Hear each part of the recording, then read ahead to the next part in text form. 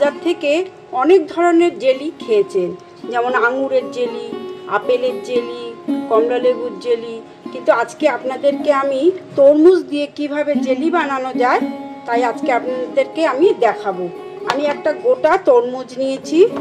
এই তরমুজটাকে আমি মাঝখান দিয়ে কেটে নিচ্ছি। তরমুজটা একদম টুকটুকে লাল, আমি দু টুকরো করে নিয়েছি।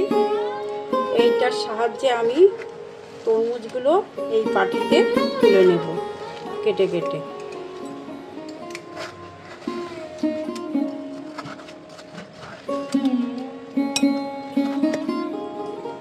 এই তরমুজের খোল থেকে আমি পাল্পগুলো তুলে নিয়েছি, এই যে।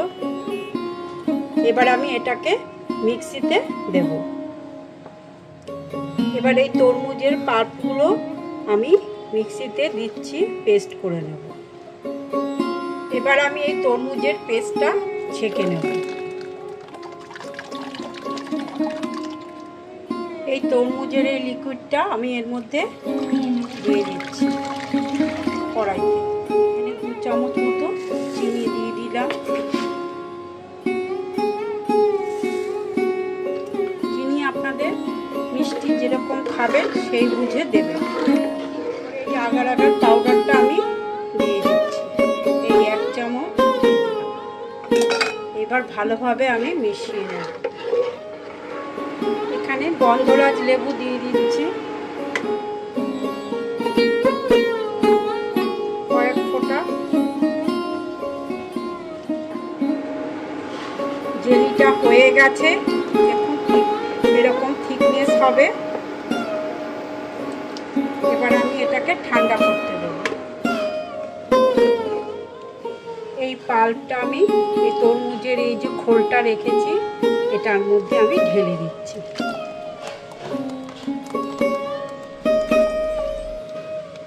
এবার আমি এটাকে কিছুক্ষণের জন্য, কয়েক ঘন্টা, কিছুক্ষণ নয় কয়েক ঘন্টার জন্য ঠান্ডা হতে দেব। 2 ঘন্টা মতো রেখেছিলাম। দেখুন তরমুজের জেলিটা এই যে তৈরি হয়ে গেছে। এবার আমি এটাকে টুকরো টুকরো করে কেটে নেব। এইভাবে আমি কেটে নিচ্ছি।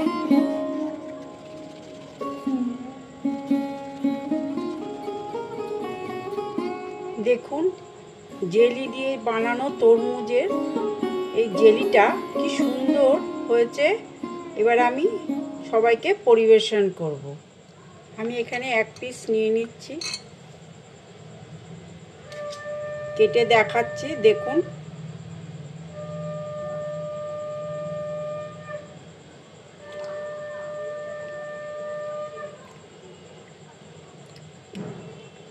দারুণ খেতে হয়েছে।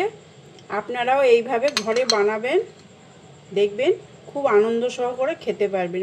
বাচ্চারা বয়স্করা সবাই এই ধরনের জেলি, তরমুজের জেলি খেতে খুব ভালোবাসবে। আপনারা এইভাবে ঘরে একবার বানিয়ে দেখবেন, অবশ্য করে এটা বানাবেন।